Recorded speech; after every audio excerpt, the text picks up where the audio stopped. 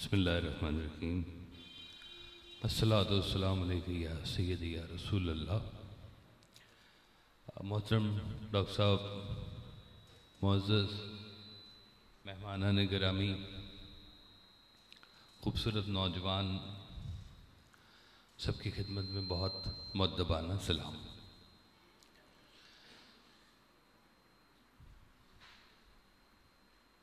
कुव्वते इश्क से हर पस्त को बाला कर दे, कुव्वते इश्क से हर पस्त को बाला कर दे, दहर में इसमें मोहम्मद से उजाला कर दे। इस कायनात का नूर हैं सरकार दो आलम सल्लल्लाहु अलैहि वसल्लम। उनका नामे नामी ऐसा है कि अगर विर्द ज़ुबां हो जाए तो आपके अंदर भी नूर पैदा हो जाता है। आज का दौर बहुत सारी तरक्कियों का दौर है, बहुत सारा तेज़ ज़माने का दौर है। आज के दौर के मसाइल कुछ और हैं। आज के दौर का मोबाइल दोस्त भी है और दुश्मन भी है। आज के दौर में सुनने के लिए बहुत कुछ बोला जा रहा है, जिसका जिक्र रमज़ान शलवी साहब भी मोहतरम फरमा रहे थे। इस यकीनी और बेयकीनी के दौर में अक्सर जिस चीज़ से सबसे ज़्यादा इंसान को टाकरा होता है वो होती है मायूसी। हम लोग तवक्कुआत बनाते हैं लोगों से, हम लोग तवक्कुआत बनाते हैं दोस्तों से, हम लोग तवक्कुआत बनाते हैं रिश्तेदारों से, और नतीजा मायूसी। ये बड़े मैं नौजवान नस्ल को ख़ास तौर पे एड्रेस कर रहा हूँ कि ये वो मकाम होते हैं जहाँ पर इंसान की राह ने या बनना होता है या बिगड़ना होता है। आपके जहन ने ये फैसला, आपके दिल ने ये फैसला करना होता है कि मैंने इस राह के ऊपर चलना है या मैंने नहीं चलना। तो दो ही बातें हैं जिंदगी में, यूं समझें। पहली बात कि यकीन का सफर, उम्मीद का सफर, अल्लाह की रहमत का सफर, और दूसरा सफर मायूसी का सफर, गिले का सफर, तकाज़ों का सफर। अभी मैं जब दाखिल हो रहा था तो बाहर गेट पर बच्चों ने एक सवाल पूछा कि जी क्या जो मुर्शद के बगैर क्या अल्लाह आपको मिल सकता है? तो मैंने कहा जी मिल सकता है, लेकिन फर्क होगा एक। तो पूछा फर्क क्या होगा? मैंने कहा जी फर्क ये होगा कि दोनों जब बारगाह इलाही में पहुंचेंगे तो जो बगैर मुर्शद वाला है ना, उसके सवाल होंगे, या अल्लाह मेरा फलाना काम कर दे, मेरा फलाना काम फंसा हुआ है, मेरे फलाने वाक़यात फंसे। और साहिब निस्बत जब वहां पहुंचेगा तो वो ये कहेगा या अल्लाह यहां पहुंच गया हूं, मेरे लिए क्या हुक्म है। एक अल्लाह से काम करवाने के लिए पहुंचा हुआ है और एक इसलिए पहुंचा है कि या अल्लाह मेरे लिए क्या हुक्म है।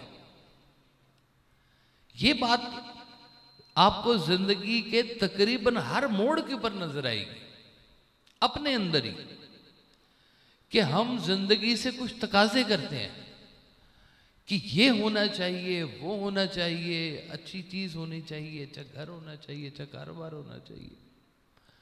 हम जगह जगह पर इस बात का तकाजा करते हैं। क्या दिया हमारे वालिदैन ने हमें, कस्टम में होते तो इतने पैसे बन जाने थे, फलाना होता तो ऐसे बन जाने थे। वो हर अमीर आदमी के साथ वाला उससे ज्यादा अमीर होता है। पैसों की दौड़ में भागना शुरू करेंगे तो पता नहीं कहां के कहां चले जाएंगे।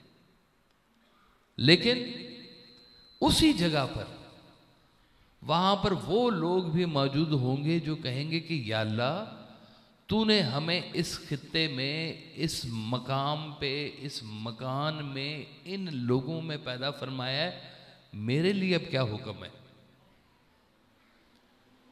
जहां पर आप नसीब का तकाबली जायजा शुरू करेंगे, नसीब का तकाबली जायजा, कंपेयर करना नसीब को।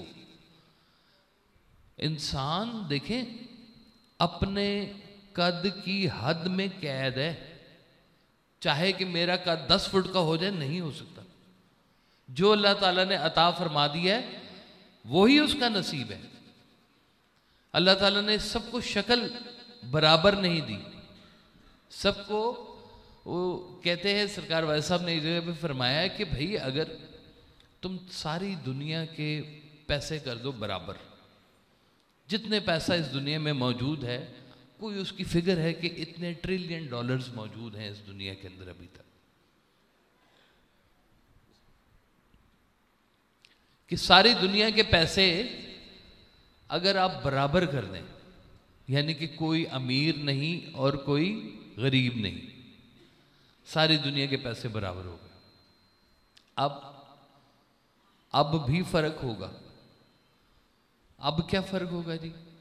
उसके बाद ये फर्क होगा कि अब इनमें से चेहरा कैसे बराबर करोगे। और कह जी अच्छा चलो चेहरे भी बराबर कर लो।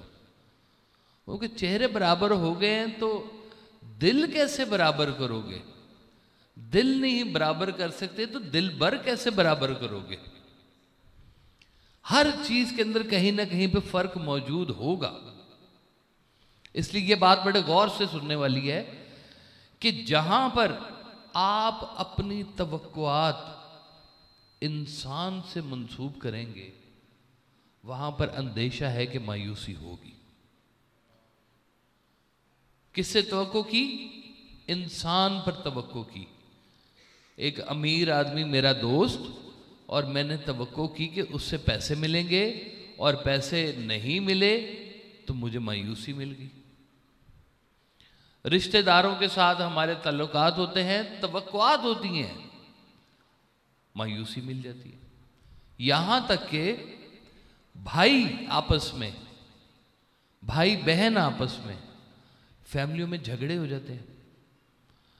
वो भाई नहीं मिलने के लिए आया तो मैं क्यों मिलने के लिए जाऊं? उनके चल तू पहल कर ले, तू चला जा। तवक्को कि वो क्यों नहीं आया पहले। जहां पर इंसान इंसानों के ऊपर तवक्को करेगा, वहां पर उसको लाजमी मायूसी टकरेगी। और जहां पर इंसान रब ताला पे तवक्को करेगा, उसको जिंदगी में कभी मायूसी नहीं मिलेगी, क्योंकि उसका दावा है, उसने कहा है कि खबरदार मेरी रहमत से मायूस ना होना। जो मायूस है इसका मतलब है कि इसका जो ऑपोजिट है रहमत, वो रहमत में नहीं है। आप एक ही जगह पे रहते हुए दो जगह पे नहीं हो सकते, या आप अंदर बैठे हुए या आप बाहर बैठे हुए हैं। एक कहेंगे कि ये मायूसी में है तो वो रहमत में नहीं है, और जो रहमत में है वो मायूसी में नहीं है। ये आप अपना खुद से अपना जायजा ले सकते हैं इस बात के ऊपर कि हम मायूसी में हैं या रहमत में हैं। सरकार भाई साहब कहते थे कि जिसने रहमत को अपनी जिंदगी में फोकस कर लिया कि या अल्लाह तेरी रहमत ढूंढने के लिए हम निकल रहे हैं, ये बात पक्की लिख लें कि उस पर रहमत आके रहती है। रहमत वाले ने जिस दिन रहमत ढूंढनी शुरू कर दी, उसी दिन वो दायरा रहमत में आ गई, क्योंकि ये ख्याल का मिलना भी एक रहमत है कि मैंने रहमत को ढूंढना है, वरना आपको ये ख्याल भी नहीं मिल सकता। हर अमल का दारो मदार ना किसी ख्याल के ऊपर होता है कि ये 4 कदम चलने हैं, ख्याल कहेगा ये रास्ता है, इधर जाना है, जड़ा वाला जाना है, उसका रास्ता इधर है, इधर का रुख पकड़ो, ये बस पकड़ो, ये गाड़ी पकड़ो, इधर जाना है, मंजिल ही है तुम्हारी। ख्याल ने आपका एक पूरा पहले नक्शा बनाया और नक्शे के बाद फिर आपको चलने वाला बना दिया। उसने हुक्म दिया हाथ को पाँव को कि चलो इधर चलो, ये करो वो करो, और जिस्म ने वैसा काम करना शुरू कर दिया। अगर आपके ख्यालात के अंदर ही वो इस्लाह होनी शुरू हो जाए तो आपका सफर बेहतर हो जाएगा। हजरत सुल्तानुल आरफीन फरमाते हैं ना कि 14 तबक दिले दे अंदर तंबू वांगन ताने हो, विच ही बेड़े विच ही चेड़े विच ही वंज महाने हो। कि 14 तबके इंसान के अंदर, जिसमें से 7 नफसानी है और 7 आसमानी है। आपके अंदर ही है सारा कुछ। ये नफसानी कौन से होते हैं? नफसानी है आपका हसद, हर इंसान में होता है। आपका गुस्सा, शहवत, हिर्स व हवा, कीना, ये हर इंसान में मौजूद होता है। किसी में कितना, किसी में कितना, किसी में कितना। और इसके बरक्स आपके अंदर 7 आसमानी औसाफ भी होते हैं। और वो 7 आसमानी औसाफ कौन से हैं? वो है मोहब्बत, हिल्म, शर्मो हया, तहम्मुल, सब्र, शुक्र। जब जब आपकी ज़ात के अंदर ये जो 7 आसमानी औसाफ हैं ये बढ़ना शुरू हो जाएं, आप शुक्र करने वाले बन जाएं, आप सब्र करने वाले बन जाएंगे, तो जो आपके ज़मीनी औसाफ हैं वो दबने शुरू हो जाएंगे। हर चीज़ का ना एक उल्टा पड़ा हुआ होता है कहीं ना कहीं पे। कहते हैं कि बड़ी अच्छी बात है कि खुराक से मैदा भरता है, लेकिन मैदा खाली हो तो रूहानियत बढ़ती है। भरे पेट के साथ और भरी जेब के साथ कभी भी रूहानियत नहीं बढ़ रही होती। भरे हुए पेट के साथ और भरी हुई जेब के साथ वो होंगी तो वो नहीं होंगी। फकर और अंदेशाए सूदो ज़या, 2 चीजें क्या है जी? एक है फकर और एक है अंदेशाए सूदो ज़या, आने वाले दिनों का अंदेशा, कमी बेशी का, पैसे का, ऊपर नीचे उतार चढ़ाओ। फकर और अंदेशा सूदो ज़या ऐसे जैसे हंसी चेहरे पे चेचक के दाग। ये ऐसे है जैसे आपका हसीन चेहरा और चेचक के दाग आपके ऊपर आ गए हैं, कि फकर भी आपके अंदर मौजूद है और ये आप परेशानी भी लाहक है आपको। जहां पे फकर होगा वहां पे ये परेशानी आपकी गुजरनी शुरू हो जाएगी, दूर होनी शुरू हो जाएगी। जैसे जैसे इंसान के अंदर हिल्म, सब्र, शुक्र, अल्लाह की रजा, हया आनी शुरू हो जाएगी, तैसे जैसे आपको बात समझ आनी शुरू होगी। एक दिन सरकार वाइस साहब से किसी ने पूछा कि हुजूर ये हया आंखों में कैसे पैदा होती है? तो आपने फरमाया जिस दिन तुम्हारी आंख में तुम्हारी बेटी का चेहरा आ जाएगा, तुम्हारी आंख में खुद हया आ जाएगी। एक रंगीन मिजाज आदमी था, तो लोगों ने एकदम से तब्दीली महसूस की कि ये थोड़ा सा बदल सा गया है, थोड़ा सा नेक नेक सा नजर आना शुरू हो गया है, कुछ तब्दीली आई है इसके अंदर। पूछा कि भाई तू कल तक तो बड़ा रंगीन मिजाज था, आज तेरे अंदर ये तब्दीली आ गई है, क्या बात तेरे अंदर इतना फर्क आ गया? उसने कहा जी मुझे मेरा मुर्शद मिल गया। वो कहा बहुत अच्छी बात जी, हमें भी अपने मुर्शद से मिलवाओ। उन्होंने कहा जी अल्लाह ताला ने मुझे बेटी अता कर दी है, आंख में बेटी का चेहरा आ गया। आंख में बेटी का चेहरा आ जाए तो हर चेहरा बेटी का चेहरा बन जाता है, हया आनी शुरू। जिंदगी आपको जिधर जिधर से गुजार रही है, हर लम्हा आपको साथ साथ बता रहा है कि आप यहां पे साबिर हैं या यहां पे गिला किया आपने। 2 बातें सोच लें पक्की पक्की, कि अल्लाह से मखलूक का गिला नहीं करना और मखलूक से अल्लाह का गिला नहीं करना, आपकी जिंदगी ठीक चलना शुरू हो जाएगी। अल्लाह से मखलूक का गिला नहीं करना, या अल्लाह ये तूने क्यों बनाया है।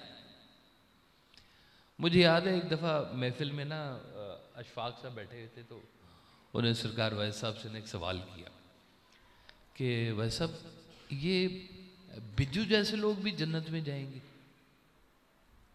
अब कोई होंगे ऐसे लोग भाई जो बहुत तंग करते होंगे ज़िंदगी के अंदर, कहीं ना कोई प्रॉब्लम पैदा करते होंगे। तो उन्होंने कहा जी बिज्जू जैसे लोग भी जन्नत में जाएंगे। तो आपने फरमाया कि वो जाएंगे नहीं जाएंगे, आप नहीं जाएंगे। और शाह साहब डर गए एकदम से और उन्होंने कहा कि हुजूर हम नहीं जाएंगे। आपने फरमाया जिस किसी को किसी दूसरे के जाने पे एतराज होगा जन्नत में, वो शख्स जन्नत में नहीं जाएगा। जन्नत तो अपनी पसंद के लोगों में रहने का नाम है। जन्नत में गिला नहीं है, हसद नहीं है, कीना नहीं है। वो जन्नत यहां बनानी शुरू कर दे। या अल्लाह तेरी मर्जी, तू जिसे मर्जी माफ फरमा, मेरी तरफ से सबको माफी, तू माफ फरमाने वाला है, तो हमें माफ फरमा, हमें भेज जन्नत में, मुझे किसी दूसरे के जाने पे कोई इतराज नहीं, जिसको मर्जी भेज दे। आपका रास्ता आसान हो गया। अपनी जिंदगी का रास्ता ही तो आसान करना है। एक दफा मुन्नू भाई ने सरकार वाले साहब से कहा कि हुजूर ये बताइए, दुआ कीजिए हमारे लिए कि हमारी जिंदगी आसान हो जाए। तो आपने कहा कि मुन्नू भाई ये भी दुआ करो कि हमारी मौत भी आसान हो जाए। सिर्फ जिंदगी अच्छी गुजारना मकसद नहीं है, मौत भी अच्छी गुजारना। पीर पैगंबर दरवेश वली मर्दाने खुदा मौत की वादी से गुजरे हैं बतस्लीम और रजा। उसको तस्लीम के साथ गुजारा है उन्होंने। जिंदगी के छोटे छोटे गिलों को अल्लाह की खिदमत में पेश नहीं किया। वो गालिब का शेर है ना कि गालिब न कर हुजूर में तू बार बार अर्ज, जाहिर है तेरा हाल सब उन पर कहे बगैर। बार बार चिट्ठियां क्या लिख रहे हो अल्लाह मियां को, अल्लाह को पता है तुम्हारे हाल का। अगर वो गुजारना चाह रहा है तो उस पर आमीन भी कहना शुरू करो। या अल्लाह तेरी मर्जी है कि तू हमें यहां से गुजारा है, तेरा शुक्र। तूने गरीब रखा, तेरा शुक्र। अब गरीब पे मैं आपको अल्लाह का शुक्र क्यों कह रहा हूं? अमीर की दो कैटेगरीज हैं, एक अच्छा अमीर, एक बुरा अमीर। अच्छा अमीर वो कि जो अपनी दौलत में से उन लोगों को शामिल करता है जिनके पास दौलत नहीं है, गरीबों की बेकसों की मदद करता है, अच्छा अमीर। बुरा अमीर वो अमीर जो दौलत के ऊपर सांप बन के बैठा हुआ होता है, निकलने नहीं देता। कुरान कहता है कि वो गिनता है, वादा दोबारा दोबारा पैसे गिनता है, कितने पैसे हो गए अकाउंट में, कितनी फिगर्स बढ़ गई, कितने सिफर कम हो गए। वो सांप बन के बैठा होता है। और मैंने यकीन करे कि अपने कानों से ये फिक्रा सुना हुआ है कि अब्बा हुजूर कब जाएंगे और कब उनकी दौलत निकलेगी। औलाद को चाबी नहीं दे रहे खजाने की, सांप बन के बैठ। अच्छा गरीब है, और एक अच्छा गरीब है, एक बुरा गरीब है। बेचारा एक तो गरीब है फिर बुरा भी है। बुरा गरीब वो है जो दूसरों की दौलत के ऊपर नजर रखता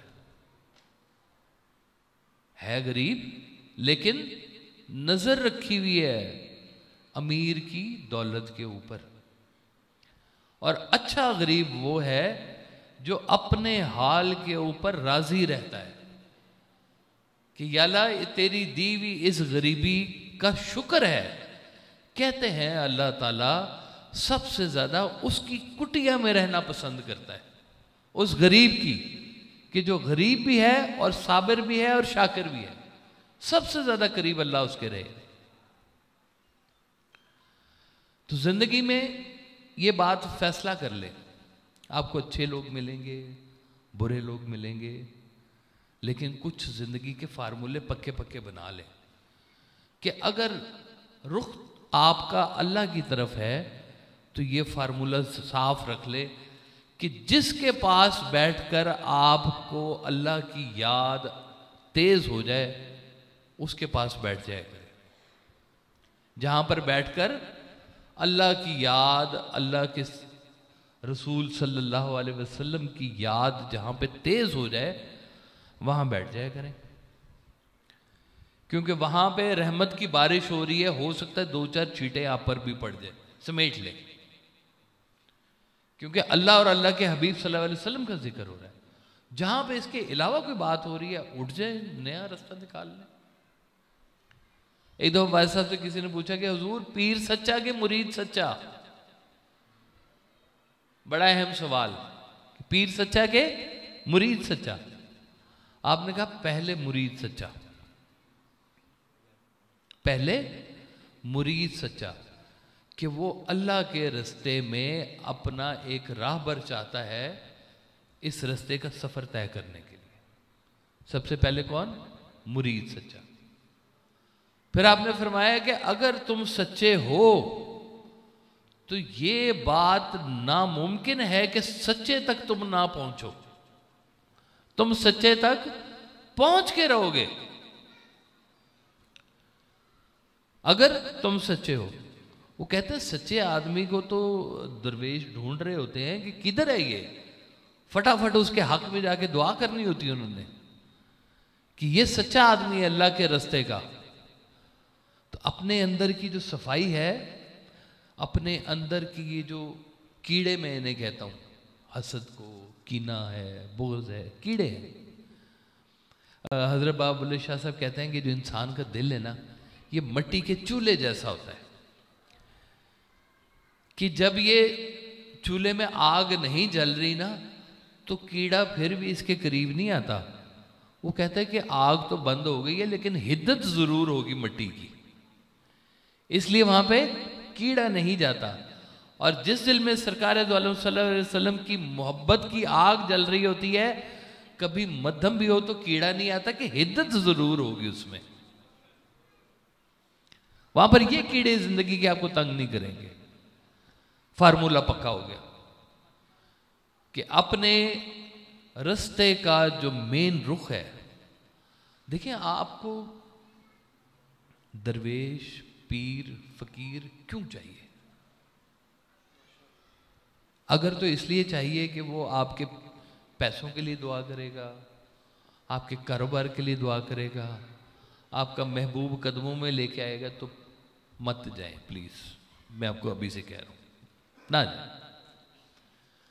लेकिन अगर आपका सफर अल्लाह है, अल्लाह के हबीब सल्लल्लाहु अलैहि वसल्लम है, तो फिर ढूंढने निकले सच्चा बंदा, तब आपको मिलेगा। क्योंकि आपकी मंजिल सदाकत है, आपका रुख सदाकत है, आपका सफर सदाकत है।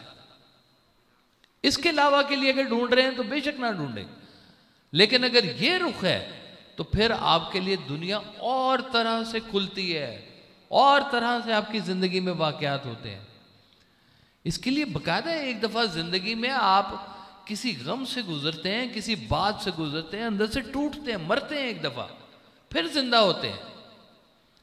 वो एक हम बचपन में कहानी सुना करते थे जी, वो किताबों में थी कि एक ताजर था, उसने तोता रखा हुआ था अपने पास, और उसने कहा कि भाई मैं तुम्हारे ना वो उस मुल्क में जा रहा हूँ जहाँ पे तुम्हारा गुरु रहता है, तो अपने गुरु को कोई पैगाम देना है तो दे दो, मैं उनको जाके दे दूंगा।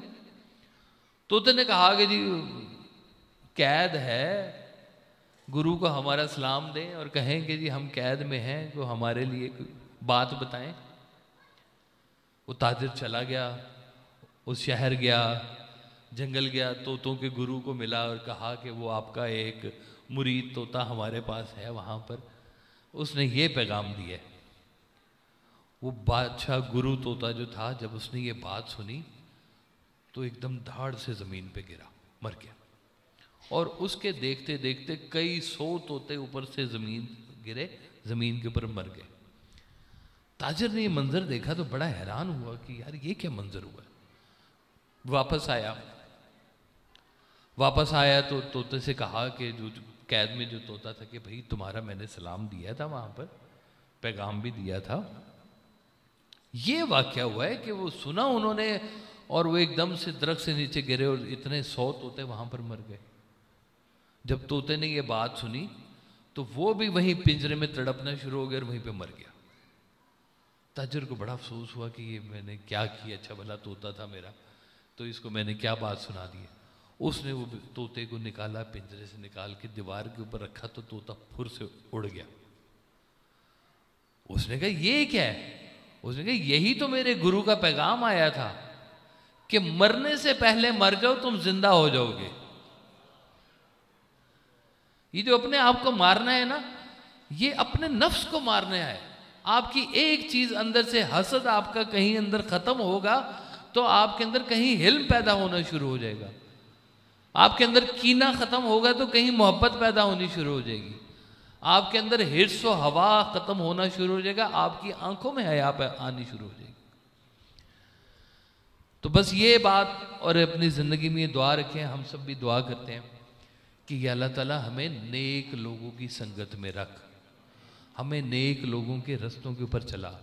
वो जो अन्नमता अलैहिम वाले लोग हैं, अल्लाह ने बार बार फरमाया कि जिन पर मेरा इनाम हुआ उनका रास्ता, वाज़ेह बात बता दी।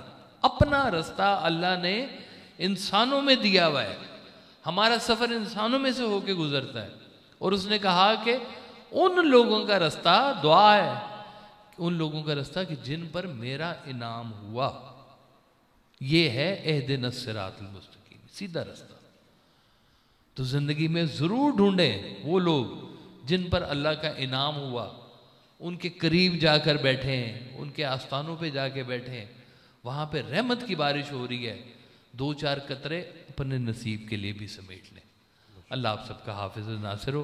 और मैं डॉक्टर साहब का बड़ा शुक्रगुजार हूँ कि इस मौके पर वो मुझे याद भी करते हैं और अल्लाह इनकी खिदमत को अपनी बारगाह में कबूल भी फरमाए। माशाअल्लाह, जज़ाक